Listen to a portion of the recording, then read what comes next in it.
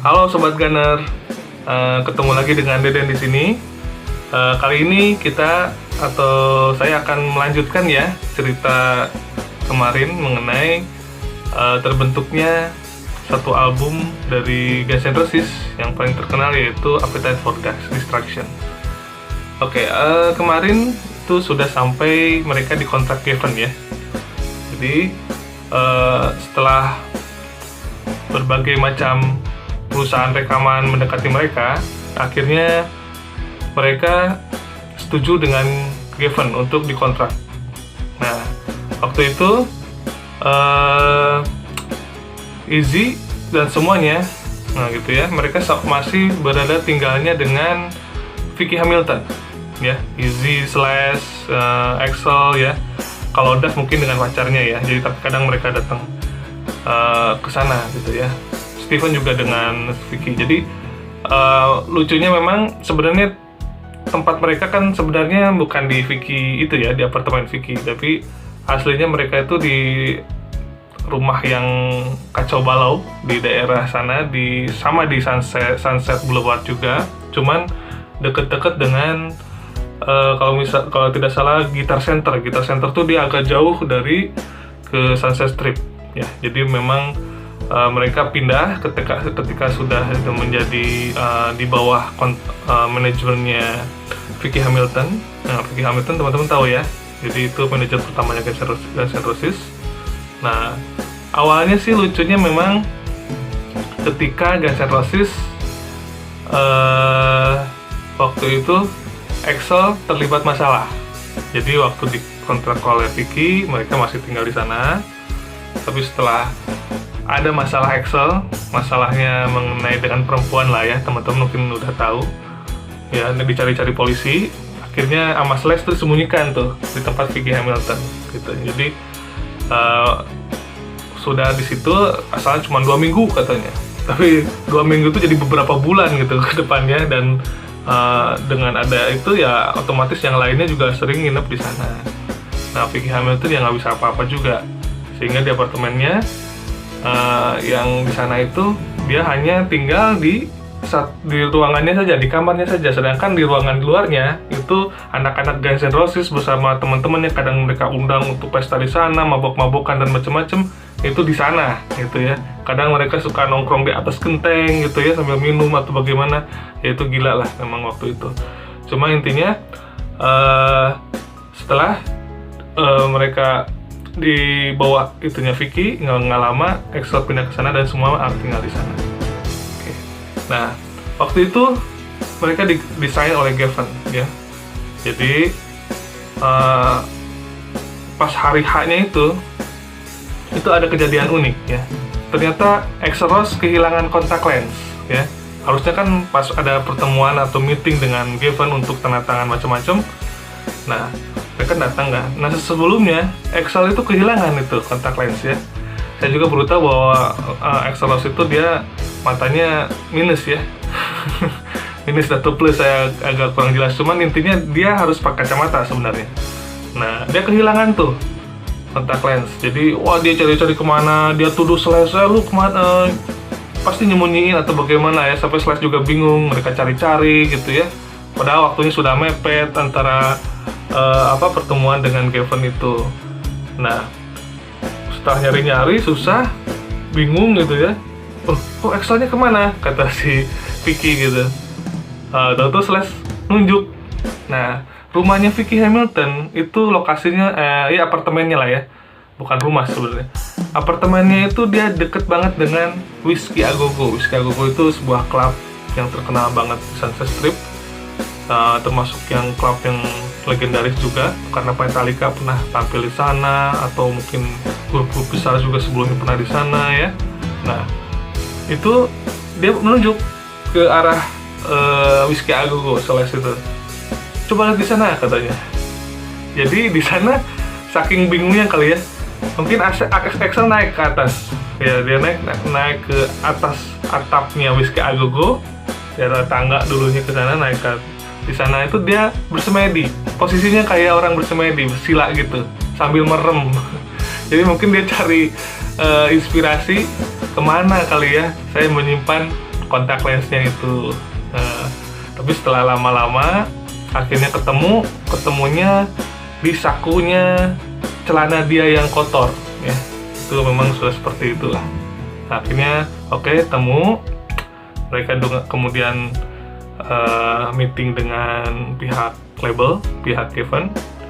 Jadi yang itu ngambilnya dulu Tom Zutaut ya, yang memang scoutnya. Di sana mereka diskusi dan mereka setuju untuk dibayar untuk produksinya atau mungkin itunya sebesar $75.000 untuk album itu ya, untuk kontraknya maaf. Nah, jadi $75.000 tapi mereka hanya dikasih waktu itu setengahnya dulu, down payment-nya ya, setengahnya dulu. Jadi ya $35.000 kan dibagi 5 ya sekitar $7.500 lah masing-masing gitu. Nah, GNR kan biasa hidup menderita melarat gitu ya, tiba-tiba mempunyai uang sebanyak itu. Kalau dikurskan kan $7.500 itu setara dengan mungkin antara 80 sampai 100 juta kali ya. Mungkin saya agak coba nanti teman-teman bisa cek sendiri. Jadi itu luar biasa kan. Itu adalah dari mereka biasanya makannya susah, sekarang mendapat uang sebanyak itu. Kaget ya. Nah, tapi ya begitu. Kalau rock and roll mereka ya segitu juga habis juga. Nggak sampai beberapa minggu, mungkin seminggu atau 2 minggu habis ternyata ya. Mereka habiskan buat apa? Bukan buat bikin tato baru ya, bikin peralatan, beli peralatan baru. Dan yang paling parahnya memang mereka belikan obat-obat lagi, karena waktu itu Guns N' Roses masih suka obat-obatan ya, terutama Slash dan Izzy dan Duff. Kalau Stephen sebenarnya dia asalnya enggak, tapi dia jadi ikut-ikutan juga.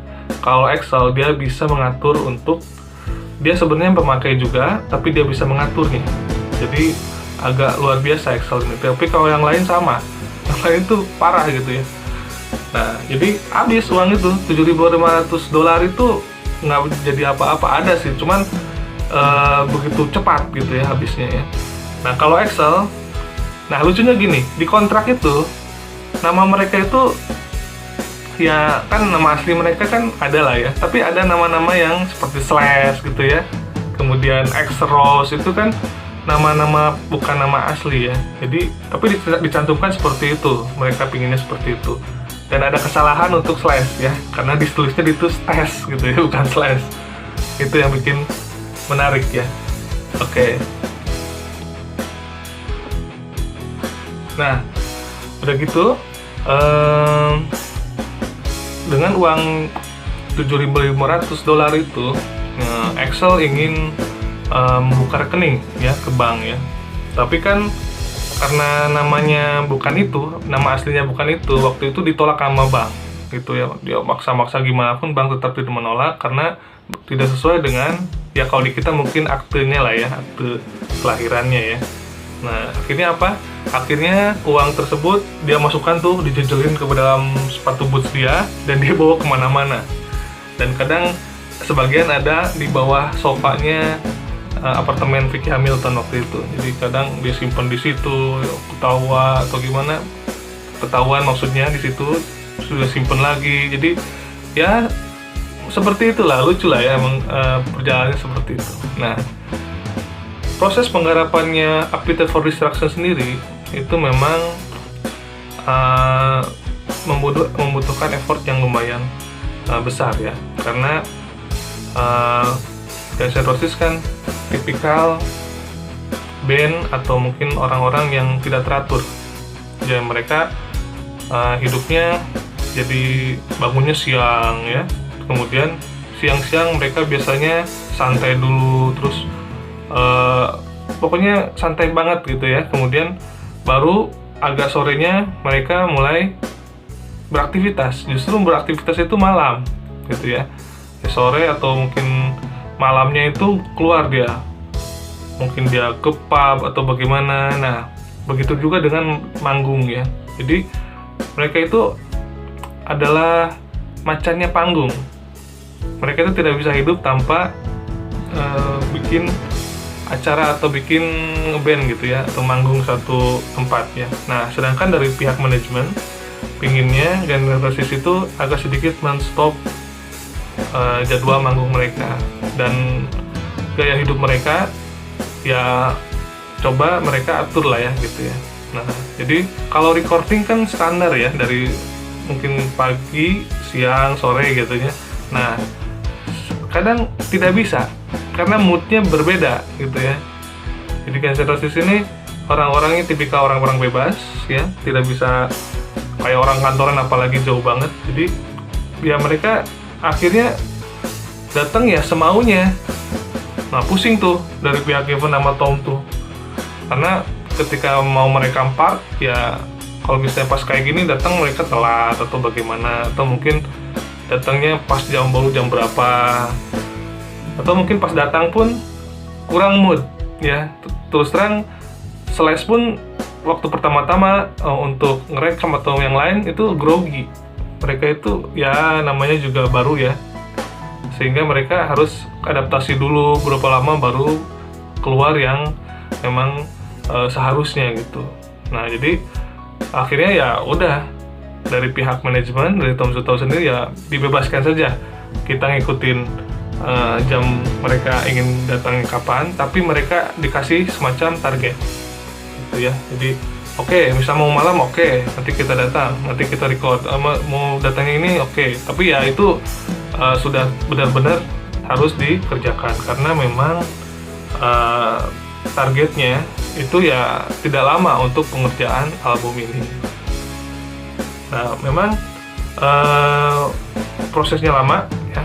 Nah, terus kemudian dari berbagai macam pilihan gitu ya untuk mengambil produsernya, mereka sudah coba beberapa orang ya, termasuk ada Frehley dari Kiss, kemudian ada yang